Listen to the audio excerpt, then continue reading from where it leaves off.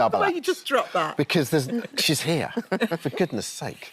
Double act partner, sketch show performer, actor, writer, Nat Tresh. The list Nat Tresh is infinite. But although we may think Dawn French is perfect in every way, obviously she is. Her new book tells a very different story. Here it is. Hold it up. Because we can't actually say the title because it's a little bit rude. But Dawn French joins us now. Welcome to the show. It's so good to have you. Oh, it's lovely to be here. It's lovely to be here. I don't mind that word at all, but I accept, you know, some people might find it a little bit cheeky. Yeah. My mum used that word, so that's why I think it's friendly. I think it's a kind of word where it's a bit of an admonishment, but a slap at the same time. Yeah. And when a mum uses it, I think you can just about get away with it. Yeah, absolutely, yeah. So your latest memoir is out now.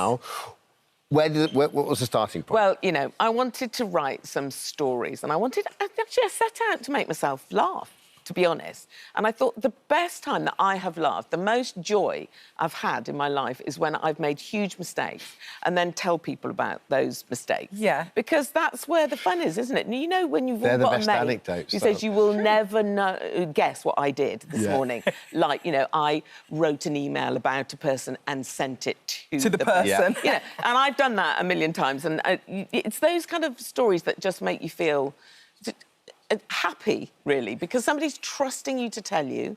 You're not judging them for it. You're telling the stories back.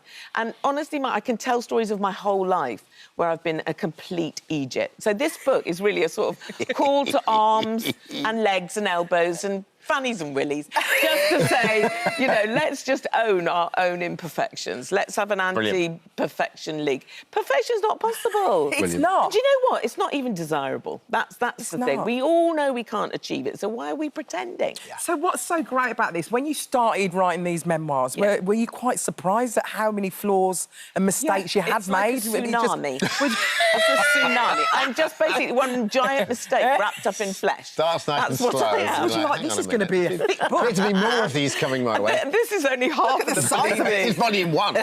I know, and mainly there are, you know, because I'm also on tour with the show with the same name, and on tour I can tell some of the stories, but in the book I can write more of them. That's the thing, and some more personal anecdotes in there. When you're on tour, do you on tour on your own, or does someone interview you? Or No, it's just me on stage. It's, you know, standing up telling stories. So sometimes... The clue's in the title, one-woman show. I see.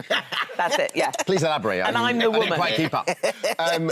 And when you're on stage, are you surprised sometimes where the night will take you? Like, do you think you'll start with one and go, actually, no, I want to tell you about this? I really did write this tour correctly. You know, I mean, I've learnt the stories that I want to tell because we've got clips and things that go with it, so it's quite technical. Yeah, okay. So I need to tell the same stories each night, pretty much. There's some little room for improvisation. Oh, I always embellish stories. Do you do the same thing? That's true, but it's got to finish at some point in the evening. I'm not Ken Dodd, you know? It's like, otherwise I could go on forever.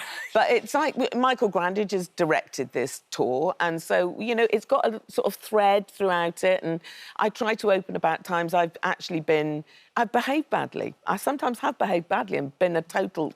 No, not you. I have. Dawn. I've lost my temper and things like that. But I tell people about it because, you know, the thing is, if you make mistakes, that's where you learn the most. The mistakes are like mirrors. They show you who you are. And if what you see is a slightly ugly bit of behaviour, if you don't learn from that, then you are an even bigger Egypt. Aren't you? So that's what I'm trying to say, is like wrangle the power of it back to yourself, retell the story and have fun with it. That's and learn basically from it, I guess, as well. well. Learn from it, exactly. And I have to just give a quick shout out. In that book, there are really wonderful illustrations by a wonderful young illustrator called Jessica Green. And it's the first time she's done a book like this, and they are really good. That's great. Oh, we'll look out for that. It'd be fun being on tour with it. It is, yeah. I mean, I'm doing a slightly old lady tour, where I only do sort of 4 nights a week. Yeah, but you want a nana tour. That's the only way. A nana tour's the only way to go. I agree. And I mean, otherwise you end up going a bit tired, but you look forward to it. I know, and also I absolutely love this, getting on stage and just telling these stories. I've never felt such a connection with an audience as doing this show, to be honest. I mean, you know, we get up, Jen and I get up and do sketches, and I've done one-woman shows before, but this time I'm just saying, here I am, flaws and all of them, you know, so, and that is a connection. By the end, they are repeating this word back to me. The audience are telling me no, they're not. that that's who they are. Believe me, they are. They're wearing the badge. They are. Oh, wait to see this. We've got to talk about some of these mistakes because they are so iconic. Yes, I know. Can you talk about the first time that you met the Queen's mother? Yes. Well, I was only 4, and we and do you remember it? I do remember it because it was absolutely horrifyingly scary. We'd done curtsying practice, and we were living on this RAF base. My dad was in the RAF. Called Leconfield, and she came to visit our base, and she obviously went and spent time with the officers, and we were the oiks at the other end of the base, and we were chosen as the safe family for her to come and visit. And I was so looking forward to seeing her, but remember, I'm 4, so I'm expecting unicorns, crown. Yeah. Neither turn up. So a woman in a lilac outfit, very perfectly lovely woman. I'm fuming, and then a really scary thing happens. She smiled, a big, lovely, big smile, brown teeth. Brown teeth. So when you're 4, that is a witch. And I'm thinking, no, she must not come into my house. She must not come in. So I would not speak to her, wouldn't look at her, held onto my dad's leg like some awful terrier for the whole time and would not speak to her. So I started being an Egypt at a very early age. Chapter 1 right there. Chapter 1 right there. My favourite story was about you. Was about your daughter and the glasses. Oh, I know. Honestly. Poor thing. Please tell us this. Well, my daughter, when she was about 11, found a picture of Kate Moss wearing these beautiful filigree frames in a magazine. She said, I want these. And I went, but you don't need those, do you? Those are fashion guide, but they're spectacles with lenses, and you don't need lenses. The thing is, every parent can go, oh, I've done that. Absolutely, Totally relate to that. And then a couple of days later, she came and said, I've booked an appointment at an optician's in Reading, near where we were living at the time. And I said, no, you come to my optician. So I took her to my optician's in London. I said to him, she's trying to get these particular lenses. She doesn't need That's what she's up to. And he went, yeah, well, she can't fool the optician. So we went in and they put, the big letters on the wall. And she started to misread the giant letters. I thought, very bad acting. I mean, it was shame on the House of French that you're not even a good enough actress to pull it off.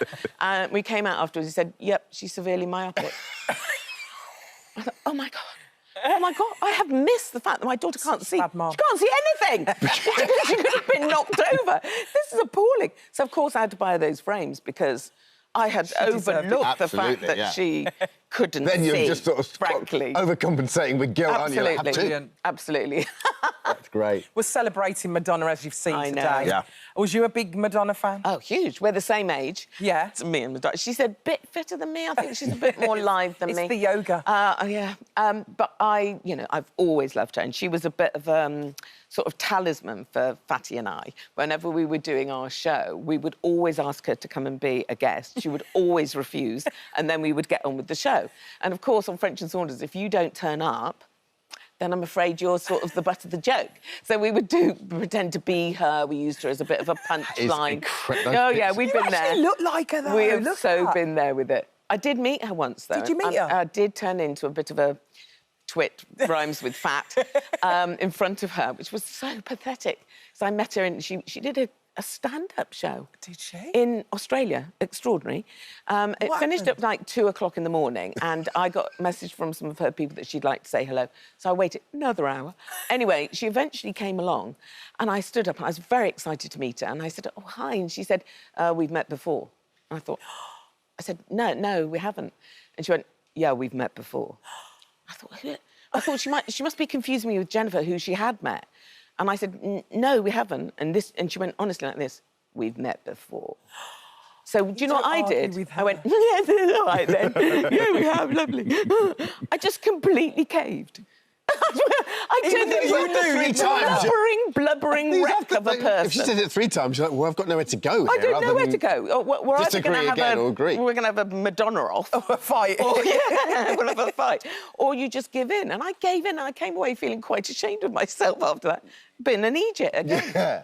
In front of Madonna. Is the podcast coming back with Jen? Yes. Jennifer and I do a podcast called Titting About. It's very good. And where we just get together. It's a way to be able to get a bit of time together, actually, just sitting around and just gossiping. Such a lovely friendship, though. Oh, I love the bones of her. Absolutely love her. Thank you. And she's as much as one of those as all the rest. We all are. We all are, don't worry. Absolutely. It's out now. Can I tell you one thing? I read the other day that gemstones are at their brightest when they have the most impurities in them, that when they have structural defects. And that's what I'm thinking is humans exactly the same. Thank you, Dawn. Thank you, Dawn. Lovely way to finish. Dawn's book, The Files, available now. Dawn is currently on tour with One Woman Show.